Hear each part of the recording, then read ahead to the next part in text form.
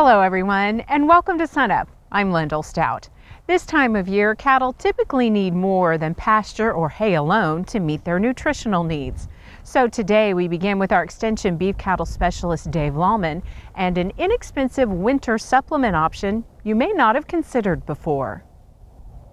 The Distillers is reasonable still at this point in time compared to other supplement options, and so apparently there are more people taking advantage of that feed stuff for a time period here while they can take advantage of the lower price. And in terms of quality and the benefits, it's really pretty good. It's a good feed product. We've done a lot of experimentation with it here at Oklahoma State, and so yeah, I thought maybe it might be helpful for your audience to hear some of the, just kind of a real quick summary of some of the things we've done with cows and growing calves.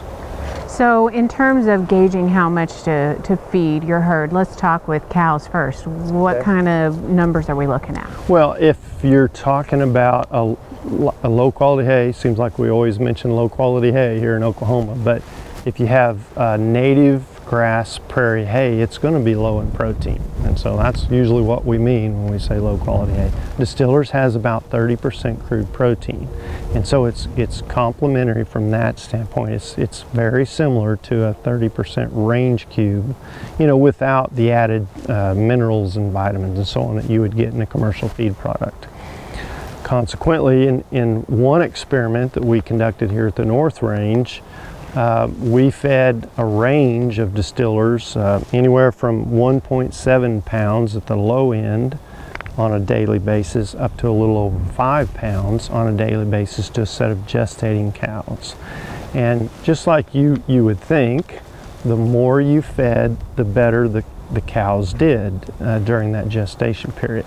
So at the low end, those cows, let me just say at the high end compared to the very low end, they gained almost a difference of almost 70 pounds. So they lost a little bit at the low end, but we thought we were providing just barely adequate protein. But when you feed over 5 pounds, you're feeding protein and quite a bit of additional energy too. And so those cows were, able to gain weight in terms of the pregnancy that they had, as well as their maternal tissue. Let's talk now about the feeding amounts for growing calves. Okay, and that's going to, similar kind of scenario, we conducted a study here several years ago with a wide range of Distillers consumption, and the more you feed, the better the calves do, which everyone would expect that. In this case, we fed from 1.5 pounds of Distillers to around 450 pound calves, all the way up to a little under 8 pounds, 7.7 pounds of Distillers. And the weight gain ranged from a little over a pound a day at the low end and almost 3 pounds a day, or 2.8 to be exact, when we fed a lot. So both for more mature and then growing calves, some pretty positive things that you're seeing. Are there any potential concerns with Distillers grains? There are, and at the high end with the calves study that I just mentioned, we would probably be on the borderline of some of those concerns. One concern is that it's high in phosphorus, low in calcium, and so you need to feed a high calcium mineral supplement. Another concern is that Distillers is higher than you would like for sulfur, and too much sulfur in the diet can cause sulfur-induced polio in cattle. And so you just want to be sure. We tell people that a safe range for growing calves is probably 1.2% of their body weight or less. And that's kind of the safe range. And then if you stay under that and feed a forage resource ad libitum, meaning they get all they want, you should be well under the toxic level of sulfur. Okay, thank you very much for that information, Dave. You bet. And for more information on Distillers as a supplement, just go to sunup.okstate.edu.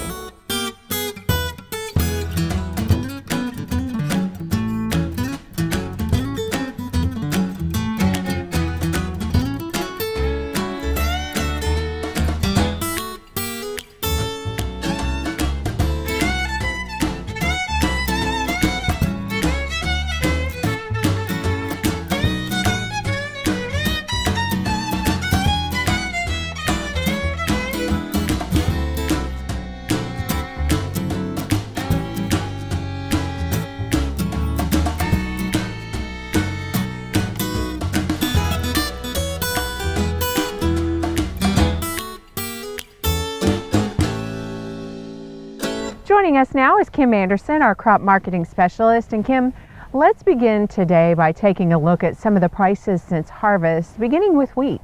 Well, if you look at wheat prices, back around June, they were $6.90. By July, they'd fell to $6.21, August to $6, September to $5.56, and then pretty much wallowing around with October at $5.62 and November at $5.76. And what have you been tracking in terms of soybean and corn prices? When you look at corn prices, they've been more than anything on an uptrend, down from August to September, 346 down to 325, October at 330, and then they've rallied back up to 360 in November. If you look at soybeans, October was 875, and they've had, remember we talked about that little uptrend, to 953 for current prices. Now, in terms of the futures market, what's your take there, and also start with wheat? Well, if you're looking at wheat, you just got a sideways pattern. That Kansas City March contract, right now it's trading between $6 and $6.20. In other words, support at 6, resistance at $6.20. We break the 6, we'll go down to $5.80. Break $5.80, we'll go to $5.50. On the other side, if we can break out the top, that resistance at $6.20, it'll go up to somewhere around $6.60 would be the next target. And corn, how's it look in the futures market? Corn's trading between $3.70 and $4, right now around $3.80. If it breaks that $3.70, it's got support at $3.60 and $3.48. If it breaks the $4 up, it'll targets a $4.10, and then $4.50 if it can get through that $4.10. And last but not least, soybeans on the futures market? Soybeans trading between 10 and 10.80. If it breaks the 10, you got 9.50 and then 9.12 for support prices. If it breaks out 10, then you've got to resistance at around 11.20, something like that. And with this in mind, what are your price expectations? Well, all three of those prices are pretty much in a sideways pattern. We're coming up on Thanksgiving, or we're in the holiday periods. Normally just get prices wallowing around. You'll get little rallies or you'll get little valleys in there. Don't expect much over the holiday period. It's really when we get into January 1 and after that prices will establish an up or down trend. And then we often hear you say invest a third and a third and a third as your strategy. Where are we now in terms of marketing season? Well, if you're dealing in wheat, you should be on the final third. You may be looking at pricing, 2015 wheat, start with a 10 or 20% level there. On corn and beans, more than likely you sell all of those at harvest rather than doing the third and a third and a third. Okay, Kim Anderson, our crop marketing specialist. We'll see you again next week.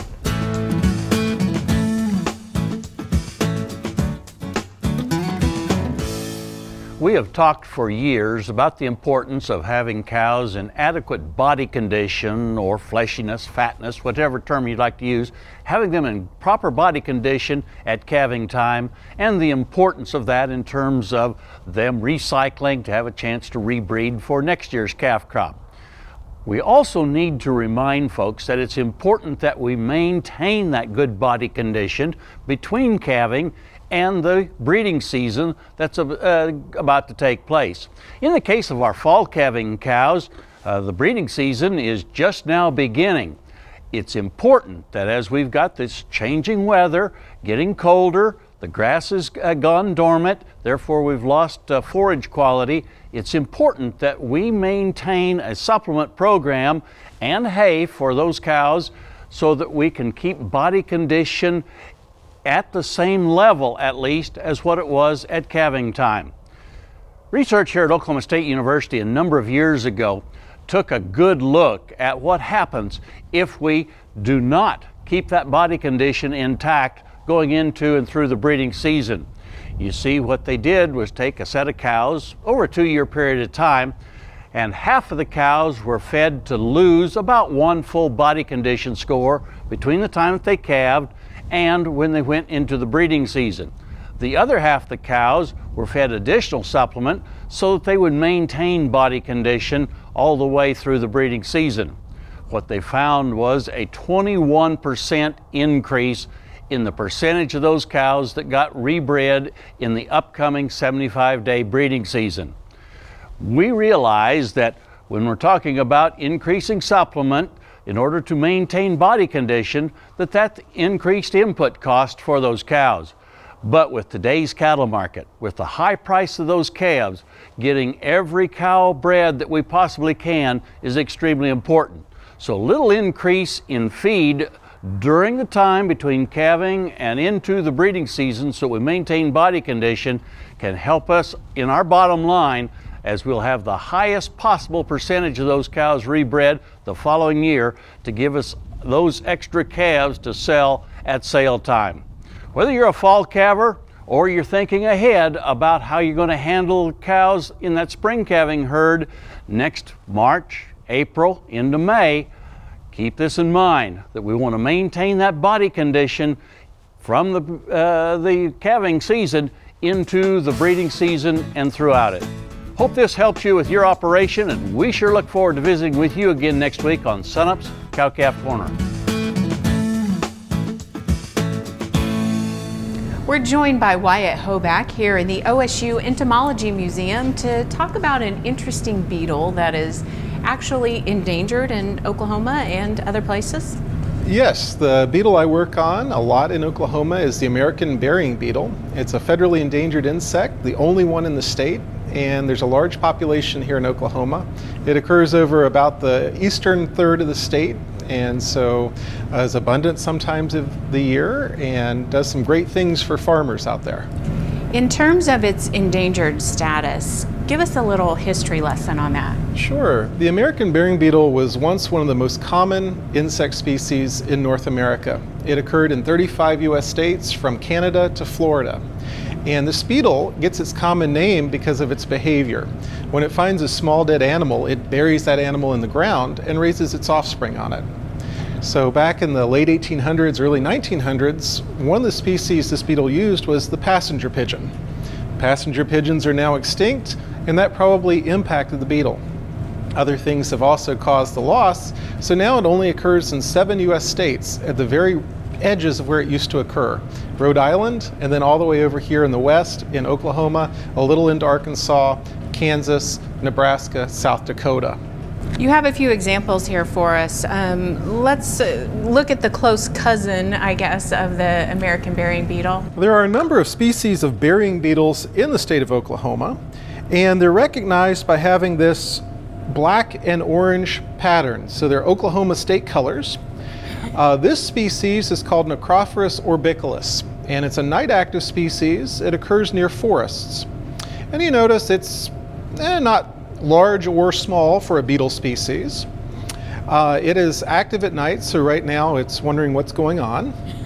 And as I mess with it, this beetle will defend itself by actually regurgitating. The endangered species is the American burying beetle. And you notice it's a little bit bigger than Necrophorus orbiculus. It's the only species that has this bright orangey red, almost police badge behind its head. So it's recognizable in that way. It's active at night, and this is actually a small one. They get to be over 1.5 to 2 inches long. When you have a large beetle like this, it means that it reproduced on a large animal. When they find something like this, a male and female will get underneath it. They'll do push-ups to see how much it weighs. If it's the right size, they'll start digging a hole under there, and the animal will then fall into the hole. They do that so that other animals don't get to the dead animal. So they keep scavengers like coyotes or raccoons from eating this animal, and then they get it underground so they can use it to reproduce on. And they're actually really strong. Usually the animal that they're using to breed on weighs between 100 and 200 times more than they do. So a 200-pound person would be burying something that weighs 2,000 pounds in about an hour. Which is kind of hard to wrap your head around. Right. Now tell us what they do in a field or pasture situation that is beneficial in terms of agriculture. A small mouse will produce about 200 flies in a period of time. When burying beetles get to the carcass first, they prevent the flies from reproducing there. And so a carcass that has burying beetles on it may produce 3 or 4 flies, very, very few. And of course, flies will happily visit manure, a dead animal, then your picnic lunch. So they can transmit diseases to humans. They also transmit a lot of diseases to livestock. And so these burying beetles limit the number of flies in an agricultural environment. Second thing they do, once they bury a carcass in the ground and reproduce on it, they increase the nutrients in the soil. They increase nitrogen and phosphorus and potassium, 3 critical elements for rangeland plant health. So these beetles benefit farmers in a couple of ways directly. Now, as I told you earlier, when you bury a hamburger in the ground, sure, coyotes can't get to it, but it's still going to rot. The beetles have the same problem. So after they get a carcass underground, they actually coat it with those oral secretions that you saw, and those secretions prevent or limit bacterial growth. So this is a natural form of antibiotic, and someday humans might be able to use that as a drug to treat us for bacterial infections, or as a preservative for meat at room temperature. And that's a huge issue worldwide in terms of preserving fresh meat without access to refrigeration. So you and the team here will continue to do research? We will continue to research both the American burying beetle and related species to determine why it's endangered. It's disappeared from 90% of its historic range, and there's factors that are guessed at, like passenger pigeon, conversion to agriculture, but we don't know why it's doing so well here in Oklahoma or Nebraska or other places. And eventually, if we figure that out, we can reintroduce the beetle to places like Ohio, Missouri, establish a population, gain the benefits, and eventually get the beetle off the federally endangered species list. Okay, fascinating information. Wyatt Hoback, an entomologist here at OSU. Thanks, Lyndall.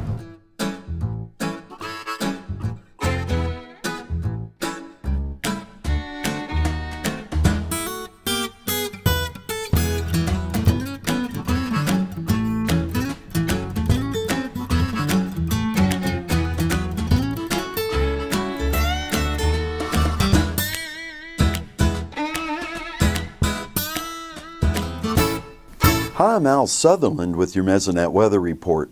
We hope you and your family had a great Thanksgiving. Saturday leading up to Thanksgiving was a wet one. A map of rainfall for that event shows a wide band of rain from more than 1 inch, the green areas, to more than 4 inches, the yellow areas.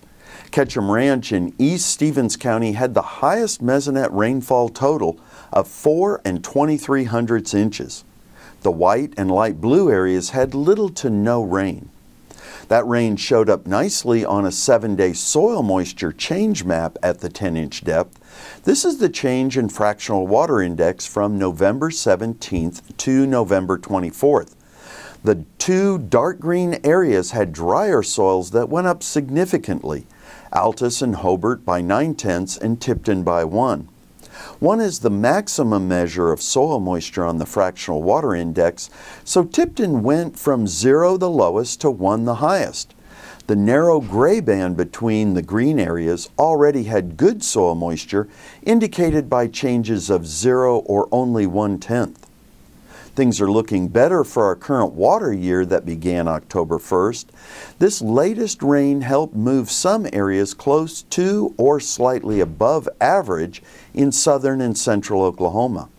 A large part of Jefferson County, colored dark green, is above 140%.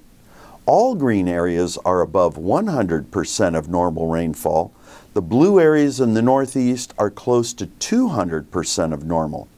The orange areas in Grant, Woods, Woodward, Harper, and Ellis counties in the northwest, Harmon and Greer counties to the southwest, and Choctaw in the southeast show the drier areas that stand at less than 60% of normal rainfall for the water year so far. Here's Gary with a look ahead at our December and winter outlooks. Good morning, everybody. I hope you've had a wonderful Thanksgiving holiday.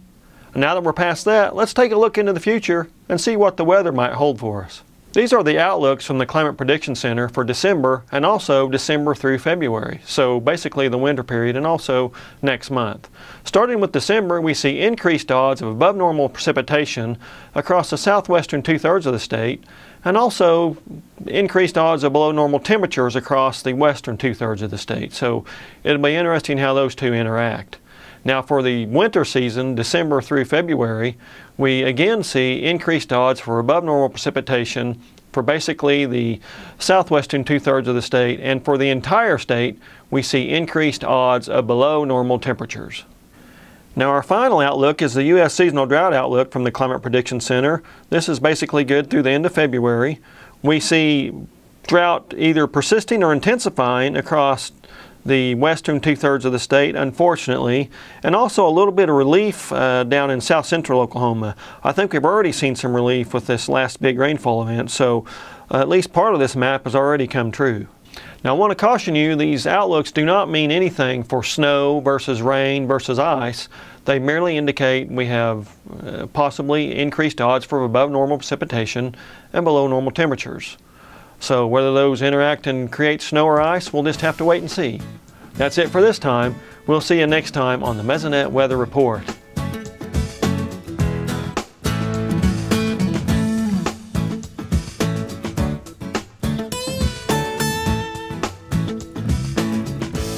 We want to talk today about red wine versus white wine with William McGlynn, a food scientist here at the Food and Ag Products Center. And let's start, William, with what causes the basic color differences between red and white? Well, that's a great question. A lot of people assume that it's just the color of the grapes. And there are different colored grapes. And a grape that's used to make a red wine typically is darker than a grape that's used to make a white wine. But that's not the main difference. The main difference has to do with the way the wine is made. And for a red wine, like this one here, it will be fermented on the skin.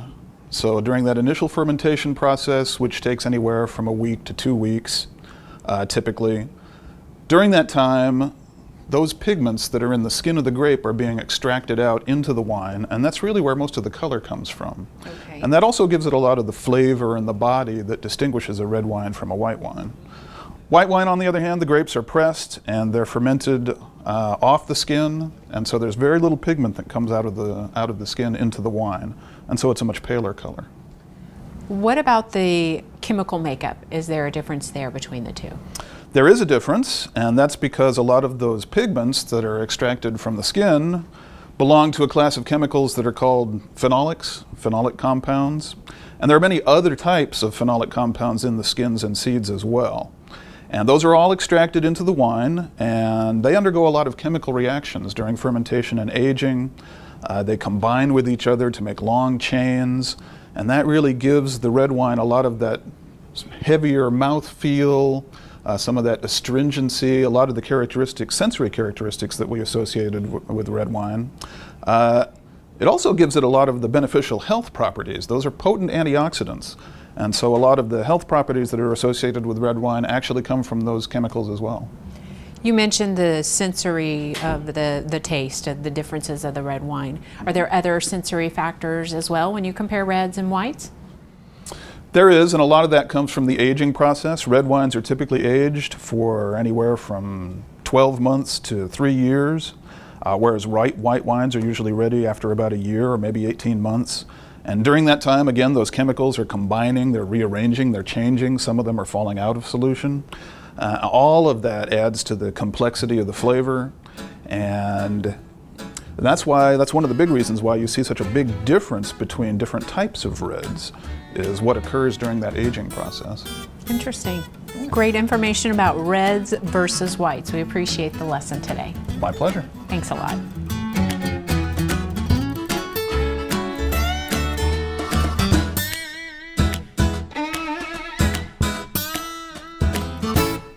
Hi, welcome to Shop Stop. Today we want to talk a little bit about chainsaws and some chain maintenance. Okay, first of all, when you get your chainsaw, you want to make sure that the chain is sharp. So when you're sharpening your chain, a lot of times you might want to do that yourself, but if you're going to do that, then that's a great thing. But then a lot of times, after about the 4th or 5th time that you sharpen it, you may want to think about the dealer sharpening it. Yeah, so after that 5th time you sharpen it, you get the dealer sharpening it, and so every time you sharpen it though, you should turn your bar over so you get the wear on both sides of the bar even. The big advantage to having the dealer sharpen it is they're going to be able to true it up and get all of the links back the same and all of the teeth back cut the same on it.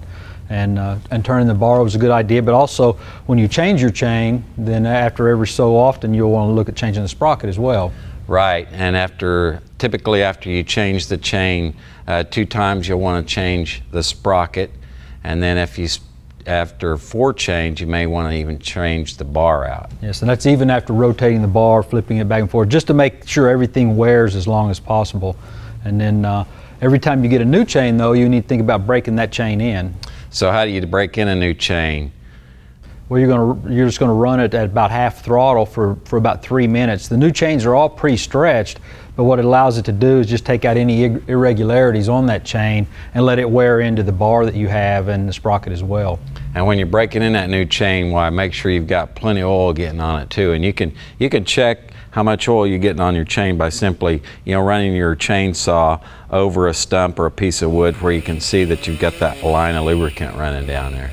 So there's just a few tips right there for you on chainsaw maintenance and making sure it's sharp and operating correctly. We'll see you next time on Shop Stop.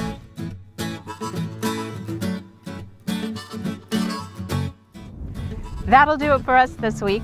Remember, you can find us anytime online at sunup.okstate.edu and also follow us on YouTube and social media. I'm Lyndall Stout. Have a great week, and we'll see you next time at SUNUP.